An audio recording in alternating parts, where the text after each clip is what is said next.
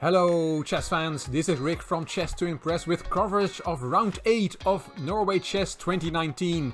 It's also video number 500 since I started my channel in January 2016. And let me take this opportunity to thank you, my viewers, for all your support on this journey. These were the pairings of round 8. Magnus Carlsen played against Yu Yangyi and won the classical game, so no Armageddon needed by winning that game, and Aronian not winning. Carlsen also won the tournament, but we'll see that later. Mamedyarov and So played a draw, and So beat Mamedyarov in the Armageddon.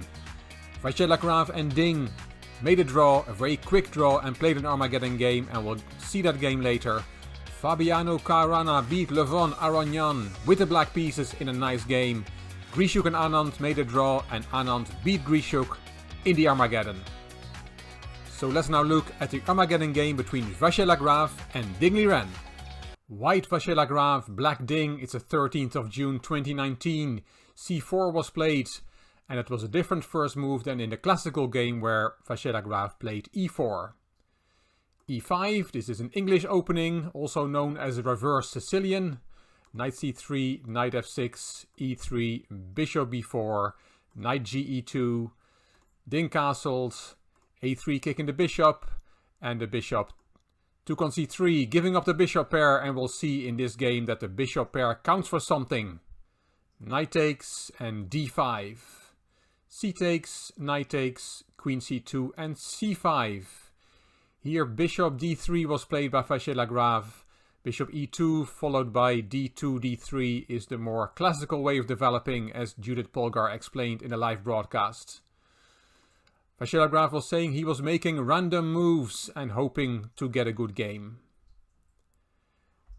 At the moment, white is threatening to take a pawn on h7, so h6 was played to avoid losing a pawn there.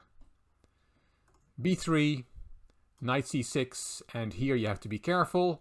Don't play bishop b2 automatically, because then there is suddenly knight d2 b4. Very nice move. Yes, you can take that knight, but then the other knight comes to b4. The queen is hanging, and the bishop on d3 is attacked with two pieces. So it looks like black is going to win the piece back with interest, but white can just bail out with bishop h7 check, king h8, then saving the queen, and then f5 is possible, and this is nice for black. So don't play bishop b2 automatically here. Knight takes d5 was played by Vachier-Lagrave to take all those knight b4 jumps out of the position. Queen takes, bishop e4 hitting the queen, queen dropped back.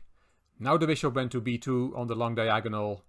Bishop e6, castling from Vachier-Lagrave, rook ac8, and now f4. Bishop d5, bishop check, king h8 and bishop back.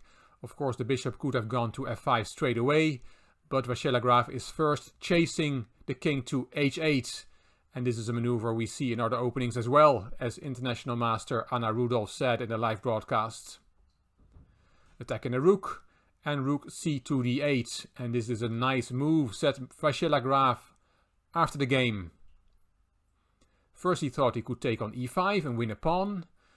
He showed this variation, knight takes, bishop takes, queen takes, and then you can take on c5, and white has won a pawn. But Vachier-Lagrave said he could not see how he could keep the pawn after queen b2. And he said after queen takes a7, no, I am greedy, but not that greedy. It's a bit much to take that pawn on a7. So after queen b2 he showed rook a b1, and suddenly he saw something. Vachier-Lagrave in his analysis in the live broadcast after the game, he said, oh wait, because if you now take on d2, then there is rook f2 trapping the queen. That would have been nice, said Vachier-Lagrave. So it looks that after all, in this position, after rook cd8, white could have gone for f takes e5 to win a pawn. But rook ad1 was played in the game. b6, protecting the c5 pawn, and queen c3, setting up a powerful battery, shining its light on the g7 square. f6 to block the diagonal, and b4. giving up a pawn on the queen side to win a pawn back on e5. Vachier-Lagrave said he went for this because otherwise it is too solid. C takes b4, a takes, queen takes, the queens came off the board, and now f takes e5 wins the pawn back. Bishop takes, and we have 4 passed pawns on the board. A very sharp position, even though a lot of material has just been swapped off the board. Bishop c4, nice move from Ding. And Judith Polgar at this moment in the game said, here things are looking good for black. He's not risking anything. The rook is attacked. If you play rook f2, for example, then there is knight d3 with a fork. Bishop takes d3, and this is very drawish. So after bishop c4, Vachier-Lagrave had to come up with something else. He had to win this game. Black has draw odds in the Armageddon. He came up with a very nice move, d3. Now we are getting some advanced tactics. This is a very nice move. A grandmaster move to keep the position interesting. Knight takes d3 was played. And if white now takes that knight, then don't take on d3. That's a big blunder because of rook takes f8 check. The rook gets deflected and rook takes d3, and white has tricked black. White is a piece up. But after bishop takes d3, you should take on f1 first with check. King takes, rook takes, bishop takes, and this is an easy draw. Opposite colored bishop, black has an extra pawn, white is never going to win this. So all that after knight takes d3, which was played by Ding, and then bishop takes d3. But now we see the advanced tactics. Vachier-Lagrave took with the rook. And don't take with your rook on d3 because of bishop takes, rook takes f1 check, bishop takes f1, wins for white, he has an extra piece. Ding did not fall for that, he took with the bishop, that's the correct move. Bishop takes, and black does not have time to take on d3 because then his rook on f8 is hanging. So rook takes f1 check, and white takes back with the bishop. And now the smoke has cleared, and what do we have? Black has rook and pawn for the 2 bishops. The bishop pair is still alive. a5, nice moves at MVL, otherwise black will find it hard to make progress with his pawns. He's losing one after bishop c7, the b6 pawn will be taken, but it's not really about the number of pawns, it's about how dangerous they are. Rook d2, there goes the b pawn, and a4, that a pawn is now running loose. Bishop c5, covering the a3 square, rook c2 hitting the bishop, bishop b4, and rook b2 hitting the bishop again. Bishop d6, and rook d2.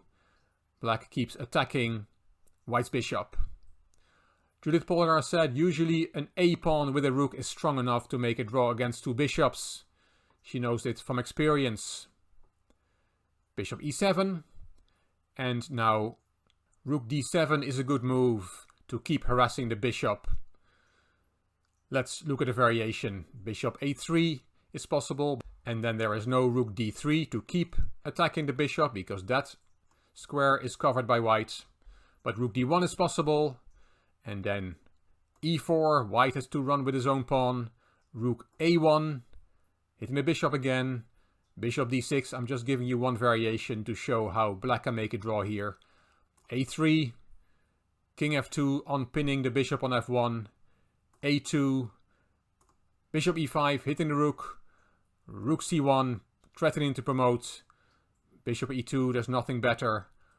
Black promotes, bishop takes, rook takes, and white will not be able to win this position. So after bishop e7, we saw a variation that started with rook d7, and that is one way for black to make a draw. But Ding went the wrong way. He went to a2. And now bishop c4 hitting the rook, rook a1 check, king f2, a3, king f3. White is improving his king, a2, and king e4, hiding the king so that there are no rook checks, followed by promotion. And Vachier-Lagrave said that he thinks that White is winning in this position. He said the only try for black is to play king h7 here. Maybe black needs to stay, that may be his best chance, said Vachier-Lagrave. He showed his variation, g4, king g6, h4, king back, h5 and king back again.